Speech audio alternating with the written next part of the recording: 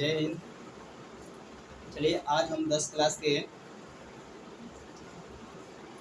Maths को देखेंगे, maths को पढ़ेंगे और ये आपका चैप्टर नंबर 1 जो है ख़त्म हो चुका है। उसके बाद ये अंकगणित की आधारभूत प्रमेय है। अंकगणित के आधारभूत प्रमेय से कुछ ये निकल करके आता है यहाँ, जो हम लोग ये काफ़ी इम्पोर्टेंट है, इसको हम लोग देख लेते हैं। देखिए यहाँ पर नोट में लिखा गया है कि प्रत्येक भाज्य संख्या को अभाज्य संख्याओं की घातों के गुणनफल के रूप में लिखा जा सकता है। यानी कि प्रत्येक जो यहाँ भाज्य संख्या है, प्रत्येक भाज्य संख्या को अभाज्य संख्याओं के घातों के गुणनफल के रूप में लिखा जा सकता है। मतलब कि देखिए जैसे यहाँ भाज्य संख्या है, भाज्य संख्या हम ले लेते हैं। भाज्य संख्या क्या क्या होती है? तो भाज्य संख्या हमारी ये 4 से स्टार्ट होती है। इसका परिभाषा जो है कुछ इस प्रकार से होता है कि वैसी संख्याएं जिसका अभाज्य गुणनखंडों की संख्या, वैसी संख्याएं जिनके अभाज्य गुणनखंडों की संख्या 2 से अधिक हो, जिनकी अभाज्य गुणनखंडों की संख्या 2 से अधिक हो, उसे हम लोग क्या कहते हैं? उसे हम लोग भाज्य संख्या कहते हैं। और भाज्य संख्या आप लोग का ये 4 से स्टार्ट होती है। सबसे छोटी भाज्य संख्या 4 होती है।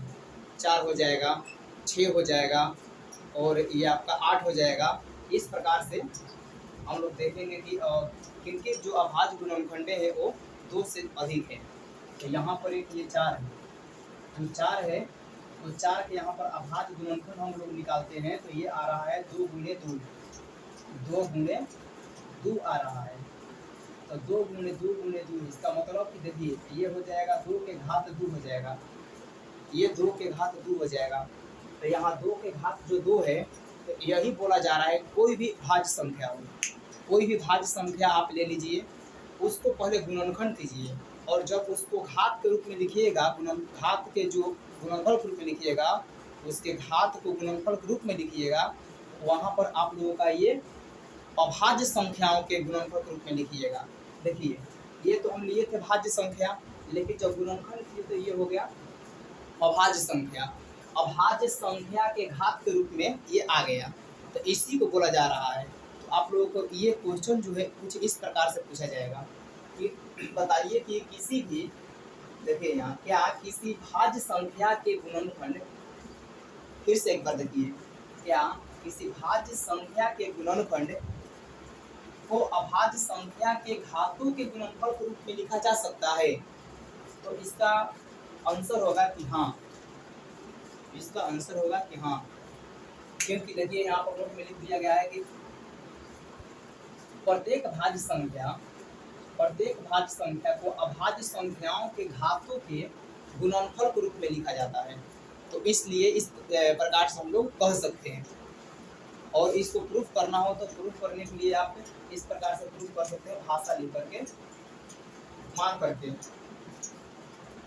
ठीक है। कुछ इस प्रकार से इसमें 4, 6, 8, 9 और 10 ये सभी अभाज्य संख्याएं हैं, हमने लिया है ये, ठीक है। 4, 6, 8, 9 और जो 10 है, इसको हम ले लिए भाज्य संख्या को। और भाज्य संख्या को लेने के बाद में कुछ हम इसके नीचे लिखेंगे, इसलिए इनको अब इनको गुणनखंड करने पर 4 का गुणनखंड 2 गुणे 2 के रूप में आता है, जिसको अभाज्य संख्या के घात के रूप में 2 के घात 2 लिखा जाएगा। अतः इस प्रकार हम कह सकते हैं कि किसी भी भाज्य संख्या का गुणनखंड अभाज्य संख्याओं के घातों के गुणनफल के रूप में लिखा जा सकता है। इस प्रकार से आप साबित करके दिखा सकते हैं और इस प्रकार से ये साबित हो सकता है। तो चलिए, उम्मीद करते हैं कि आप लोग समझ गए होंगे। तो चलिए अब अगला क्वेश्चन हम लोग देखते हैं। फ्रेंड्स, मेरा जो चैनल है पीके स्टडी, इस चैनल पर आप लोगों को 0 से लेकर के एडवांस लेवल तक क्लास करवाया जा रहा है, जिसमें कंपटीशन भी शामिल है और आपका इसमें एक क्वेश्चन करवाया जा रहा है और ऑल सब्जेक्ट करवाया जा रहा है। आप लोग जुड़िए और पढ़िए और जैसा हो वैसा आप लोग बताइए।